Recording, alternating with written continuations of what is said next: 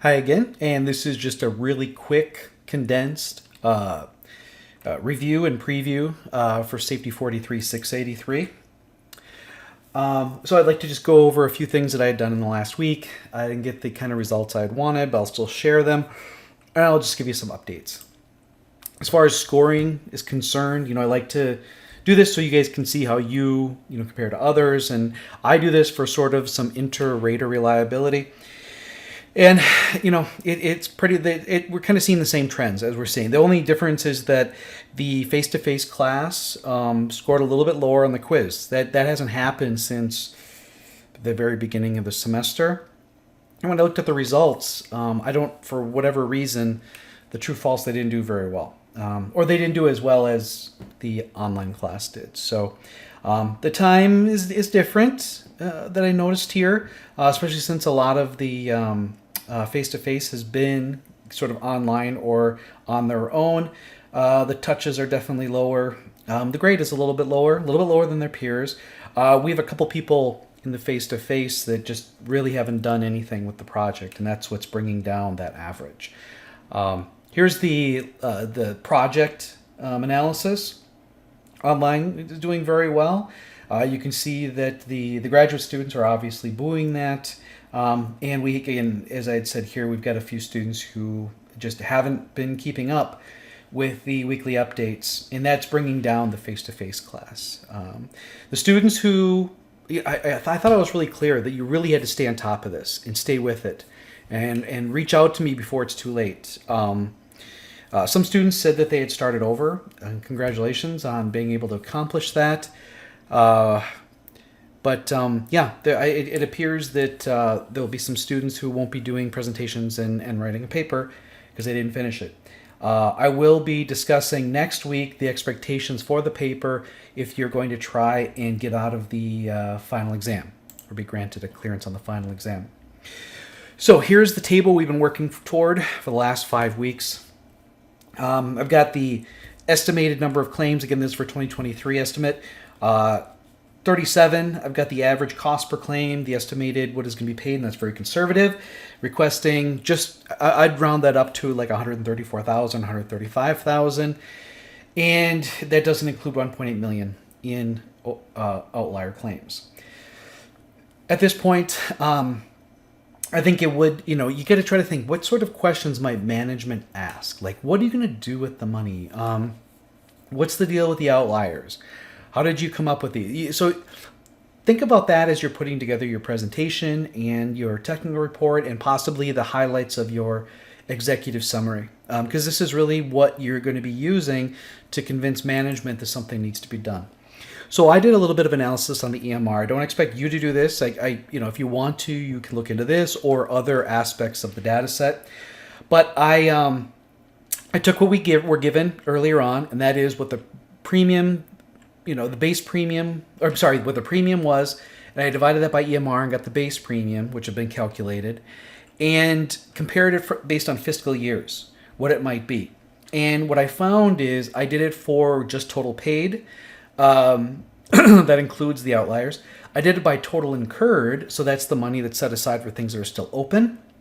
And then I factored in all the medical only claims. I multiplied those by 30% and added that in. And so I've got these three totals for these 3 different years. So for the year that we're working on here, the 0.84, which is for 2021, it seems that the best number is the total paid, but that's the least likely to be the correct one.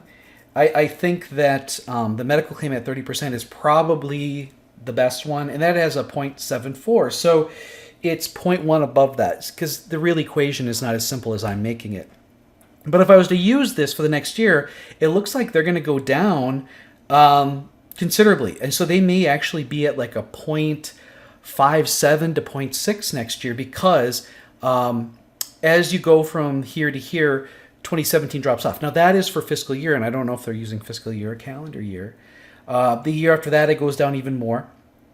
So all things considered, the money we're asking to be invested based on a conservative estimate of forecasting, I think the company will be receiving savings no matter what, just because of the as 2018 drops off, 2017 was a lot. 2018 was also a lot. But, when they have 19, 20, 21 factored in, and that'll be for 2023, their EMR is going to be low, really low, which is great for them.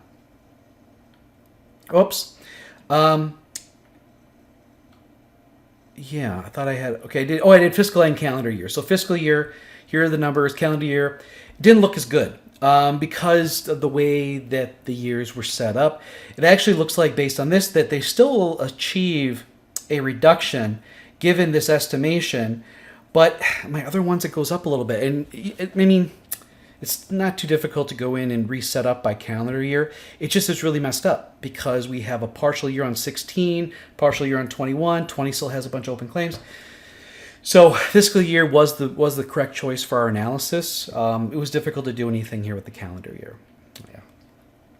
So looking ahead, so this week, if you're the online class, you'll have a lengthier lecture to listen to. It's with Grace Cricket. She's Vice Chancellor up at UW-Eau Claire. She's at Whitewater for a few years. She has a tremendous background in enterprise risk management. So I think you'll enjoy that. For the face-to-face class, we have two individuals from West Bend Insurance coming to campus, Chuck Henry and Ron Wagner, and they will take the entire 2.5 hours. We always had to cut them off when it was just the hour and a quarter. They will go and go and go, and they cover a lot. And Ron is a fire expert and a property assessment. Chuck is, full-on loss control, so they'll be talking about that. And then I have a few readings provided as well for everybody to take a look at. Sunday, your final Excel is due, so be working on that, get that all done. I've talked about that, I believe, like every week, and what I expect. You know what I expect. Go back and look at the videos if you forgot. For the PowerPoint, I provided both an example, a mediocre example, I should say, and in the assignment sheet from the original assignment tab, I talk about, I gave a recommendation of you should really have like 5 or 6 slides for your presentation, because you tend to speak 45 seconds to a minute per slide that goes up, and I don't want you reading off of slides.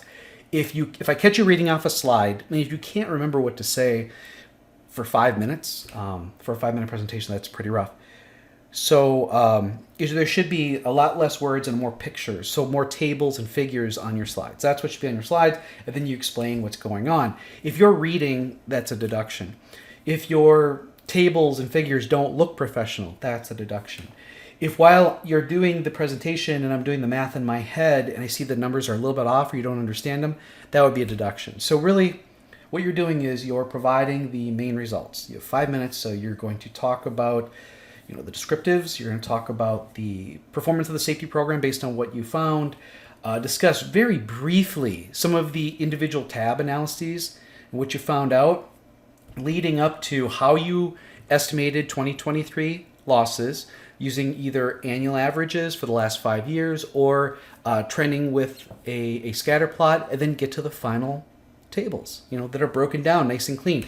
Some of you for the assignment broke it down too much. The table should contain a full thought, that estimated number of claims, estimated average, estimated total, all right there, versus just random things thrown together just because they're next to each other in the overall table. So make sure you guys work on that. The PowerPoint's due before you do the presentation, so please get that in. Next week, we're going to be doing presentations all week, and I've got 2 recordings already set up, and that'll be Jake Lowell from the Department of Administration and Dr. Melissa Gill with on-site consultation, and it's a nice wrap-up of the semester. I like them both. They're much shorter interviews, 5 questions with each, and so that should basically be it. If you have any questions, let me know, but next week I'll try to provide a little bit more insight, but there isn't much more to say with the project. It's pretty much done at this point, so please reach out to me should you have any questions.